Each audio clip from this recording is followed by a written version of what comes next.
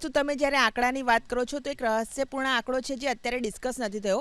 243 સીટનું ગઠબંધન છે મહાગઠબંધનનું, ને 243 પણ એનડીએ લડી રહી છે. તો એનડીએના 243ની સામે 243 ઉમેદવારો લડી રહ્યા છે, જ્યારે મહાગઠબંધન 243ની સામે 257 ઉમેદવાર લડી રહ્યા છે.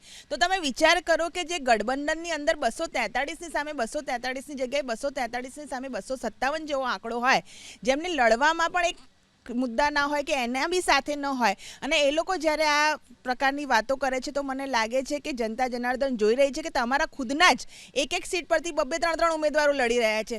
તો આ સંજોગોમાં જનતા જનાર્દનને ખબર છે કે જ્યારે વોટ આપવાનો છે તો કોન્સોલિડેટ કરીને કઈ વિચારધારાને એનડીએને કેમ વોટ આપવાનો છે, એ બધા જ મુદ્દા જે ધરાતલના છે એ બિલકુલ ફિક્સ છે.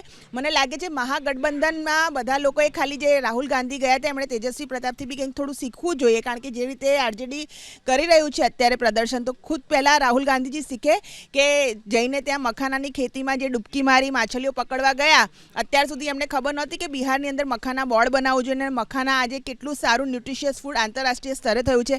મેં તમને કીધું ને કે બિહારના લોકો, બિહારના મુદ્દા, બિહારની ધરાતલના મુદ્દા જો કોઈએ ઉપાડ્યા હોય તો એનડીએ ગઠબંધને ઉપાડ્યા છે, એનડીએ નામા પર કામ કર્યું છે. અને જ્યાં સુધી મહાગઠબંધન છે આ એક પ્રકારનું ઠગબંધન છે જે બિહારને લૂંટવામાંથી જ ઊંચું નથી આવ્યું, જંગલ રાજમાંથી બી નથી ઊંચું આવ્યું. એણે ક્યારે બિહારનું સુશાસનની કે બિહારને આગળ વધે એવી કોઈ વાત કરી નથી. એટલે જેટલી ડૂબકી અત્યારે રાહુલ ગાંધીજી માછલીઓ પકડવામાં કરી રહ્યા છે, ક્યાંક એ રંગિંગ પેન્ટિંગ, ડેન્ટિંગ પેન્ટિંગ કરી રહ્યા છે, મને લાગે છે કે કોંગ્રેસના કાર્યાલયમાં શાંતિથી બેસીને એમણે પહેલાં પોતાનું હોમવર્ક પૂરું કરવું જોઈએ. અને આમને આમ જો રાહુલ ગાંધી રહેશે તો મને લાગે છે કે ભારતીય જનતા પાર્ટી એનડીએ છે એને તો હંમેશા જે છે વિકાસના કામો કર્યા છે, પણ પોતાના ઉણપના લીધે કોંગ્રેસને આખી ખતમ રાહુલ ગાંધીજીએ કરી દીધી છે.